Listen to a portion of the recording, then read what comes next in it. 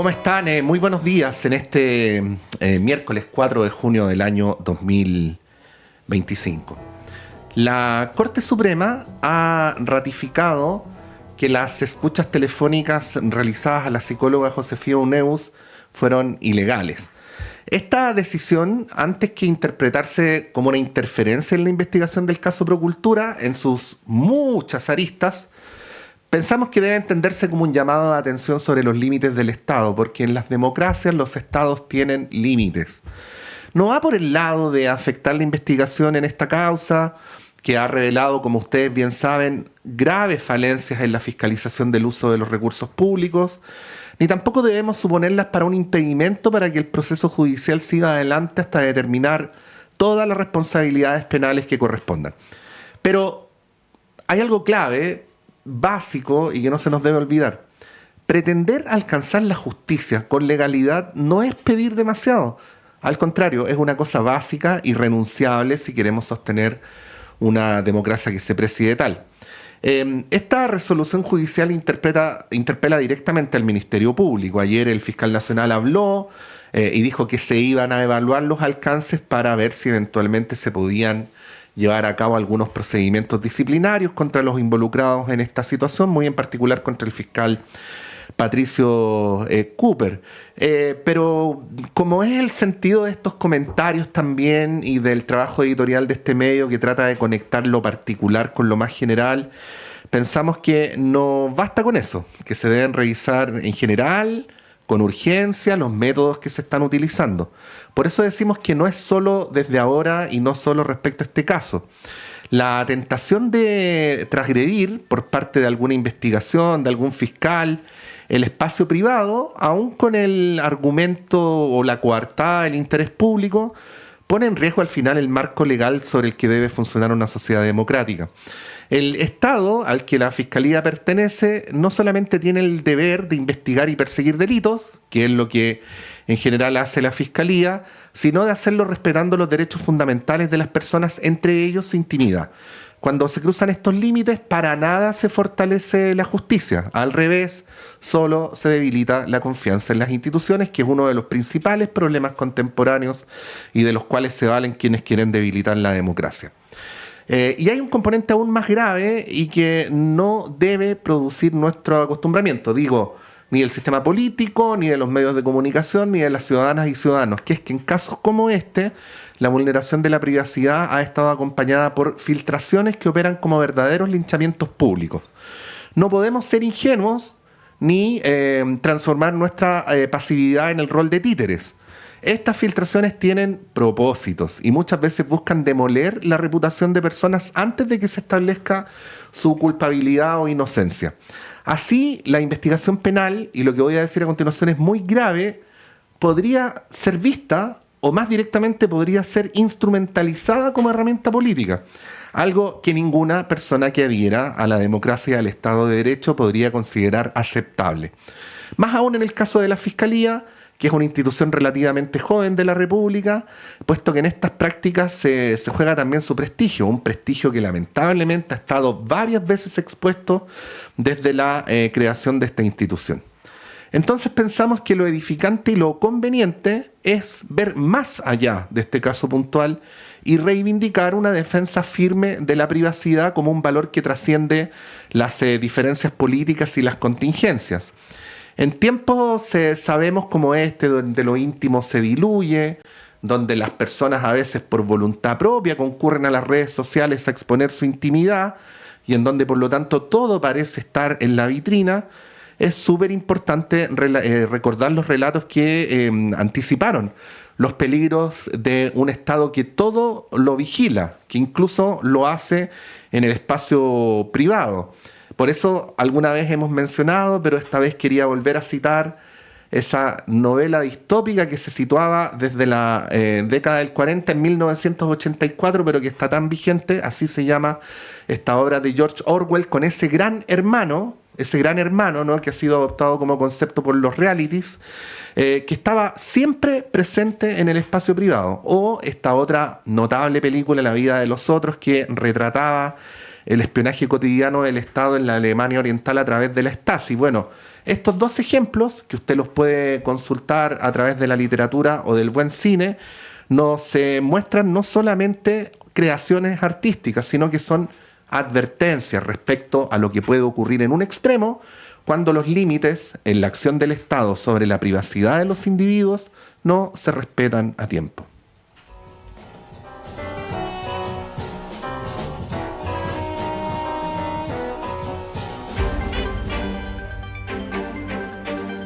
El Departamento de Prensa de Radio Universidad de Chile trabaja para mantenerlo informado. Radio Análisis, una transmisión conjunta de las radios que piensan.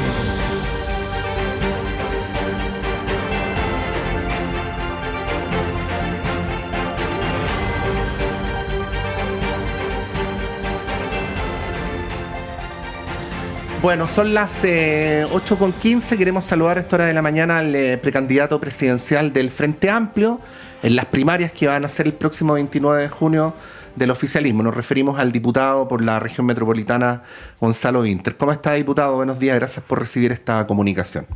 Hola, buenos días. Contento de estar acá. Sí, bueno, lo mismo decimos nosotros, diputado.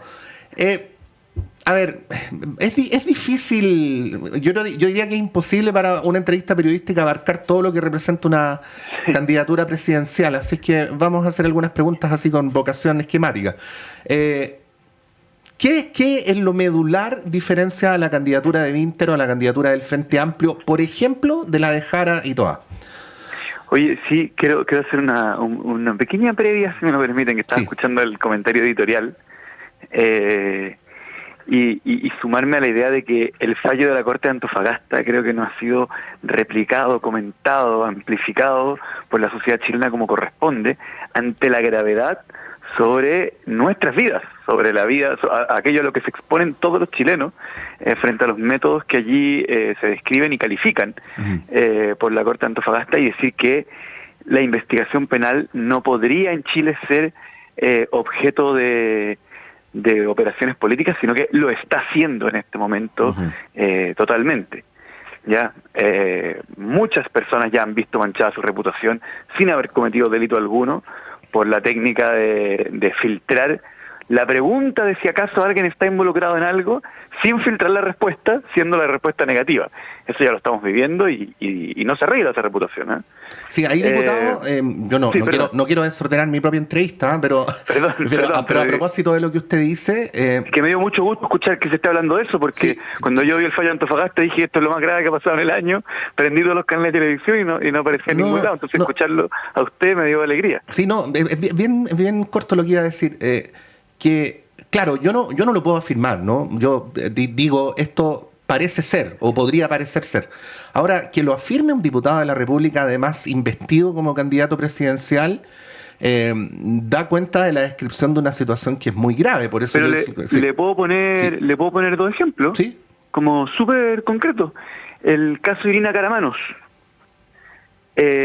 Nadie nunca la acusa a rostro descubierto, sino que se filtra un documento en que el filtrador opina que ese documento da cuenta de que una plata salió o entró de su cuenta, no sé, pero era el filtrador el que opinaba las lecturas que había que hacer sobre ese documento, pero nunca la Fiscalía dice esto es así, ya, esto es asá, y nunca nadie logra afirmarlo fehacientemente, pero el daño reputacional que se le hizo fue brutal, apareció en todos los portales de noticias, su reputación fue puesta en juego, y no es que ella pudo acreditar su inocencia, es que nunca nadie la acusó de nada que no sea el gran filtrador, a rostro, o sea, con el rostro no cubierto, digamos, ¿ya?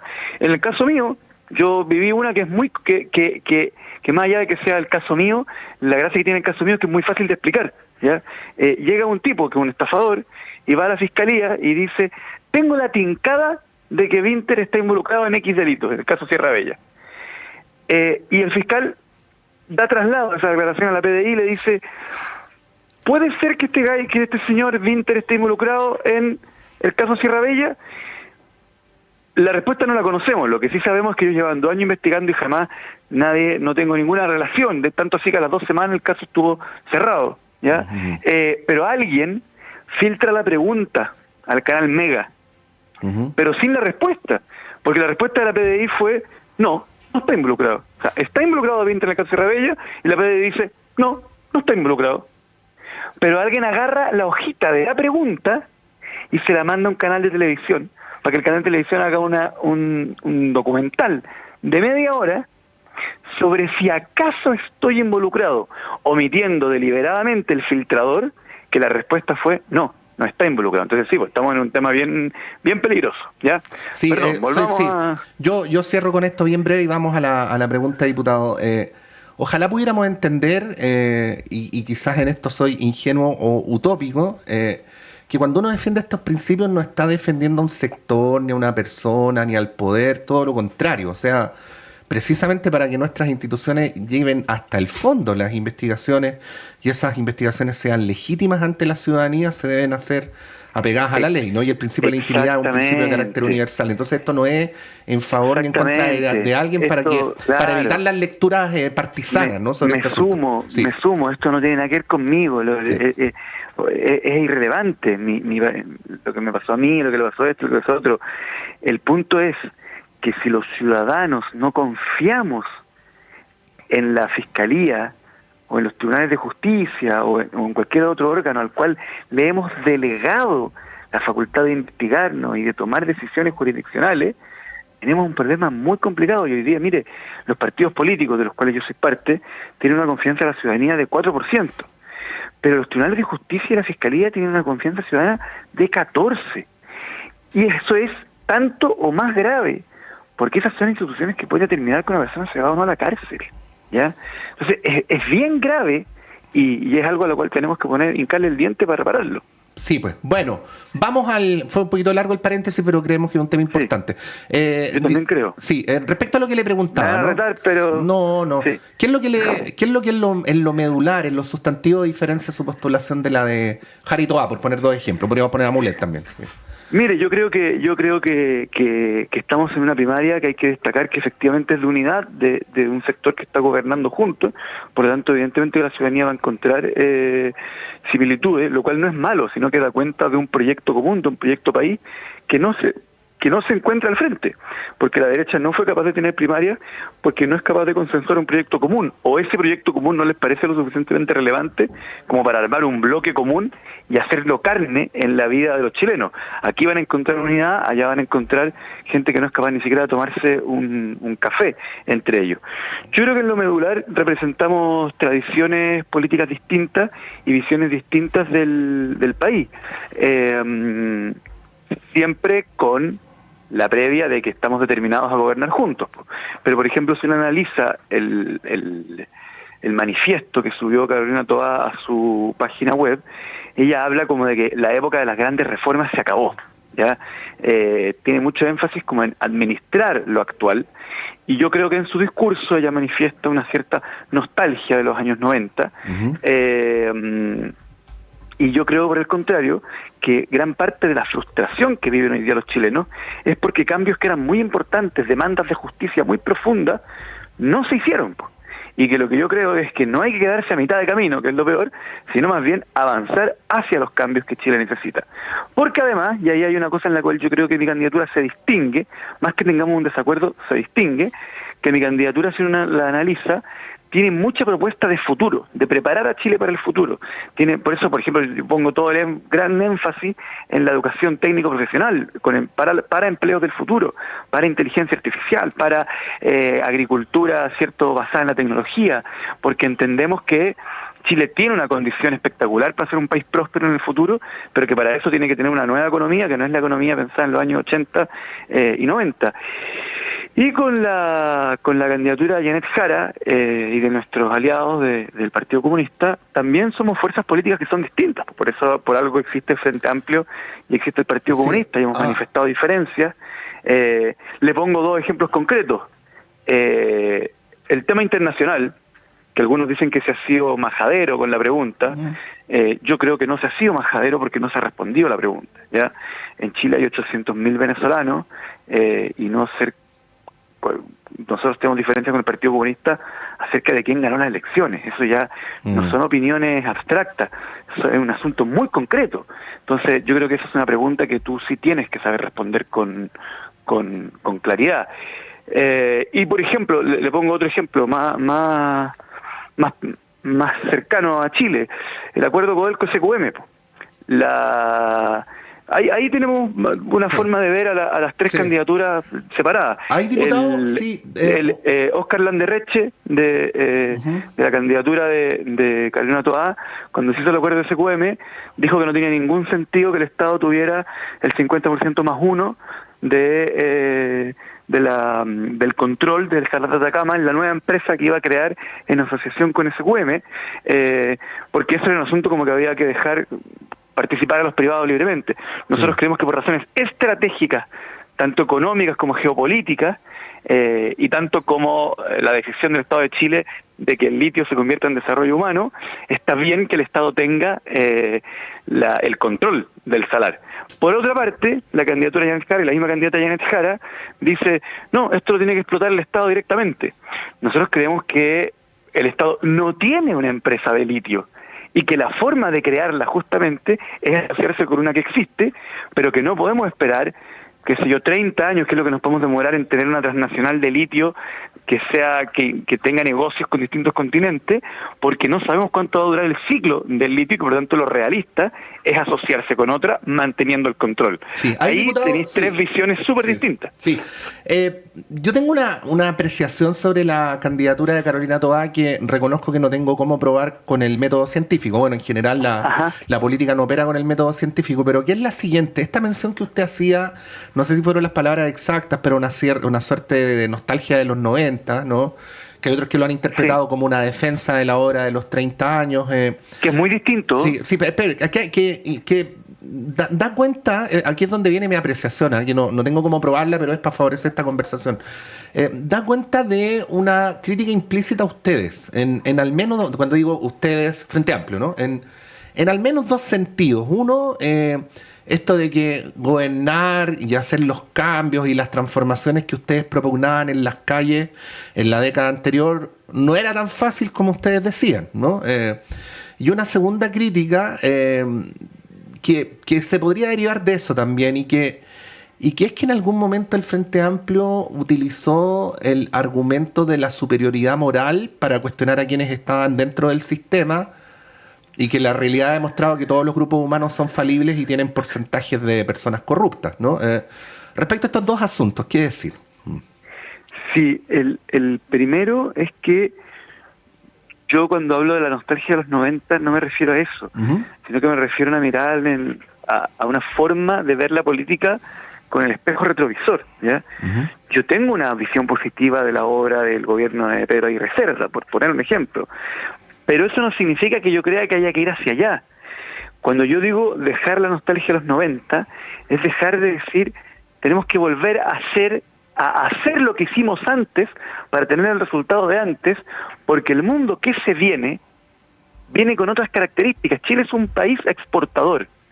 Tu relación con Sudáfrica, con la India, con Brasil inclusive, con Indonesia, con Vietnam y con China, pasan a ser extraordinariamente fundamentales, ¿ya? Cosa que no ocurría en los años 90. Tu relación con la inteligencia artificial, tu relación con la preparación de los jóvenes chilenos para los empleos del futuro, que vamos a vivir una revolución en los tipos de empleo que es brutal. Tu relación con la producción de energías renovables, perdón, y es que aquí sí hay un puntito que es clave y que es diferente. Nosotros creemos que para ser potencia mundial en energías renovables es el Estado el que debe coordinar la economía, poner metas y coordinar a los distintos actores. Y hay una diferencia muy grande. Ahora, sobre las potenciales críticas al Frente Amplio, que nos las hace directamente Carolina Toá. No, yo no lo dije, ¿no? Pero es algo... Sí. No, yo no siento que eso sea un asunto. Sí creo que cuando nace el Frente Amplio, las críticas que nosotros hacíamos al mundo de la concertación eran críticas que también estaban dentro del mundo de la concertación, y más bien del mundo más cercano a Carolina Toá. Por lo tanto, ella debería considerar más natural gobernar con nosotros que con quienes después se fueron efectivamente a la derecha, como Jimena Rincón o Mariana Elwin, etcétera, porque efectivamente ellos tienen una alianza con esas personas.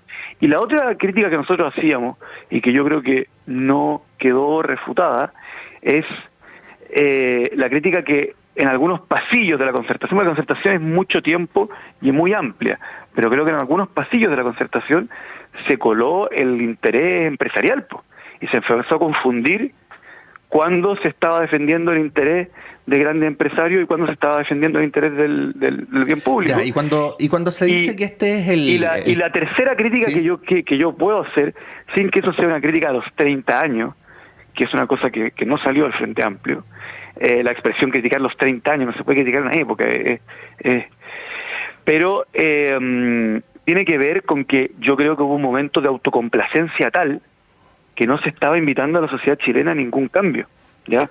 Y eso te lo digo porque aquí entramos a algo muy profundo sobre cómo nace el Frente Amplio también, porque en el Frente Amplio había gente que ingresaba siendo muy joven que no tenía una opinión tan crítica a la hora de la concertación, pero que consideraba que quería un país muchísimo más justo y que en el mundo de la concertación no se le estaba convocando a cambiar las cosas, sino que se le estaba convocando a aplaudir lo ya hecho.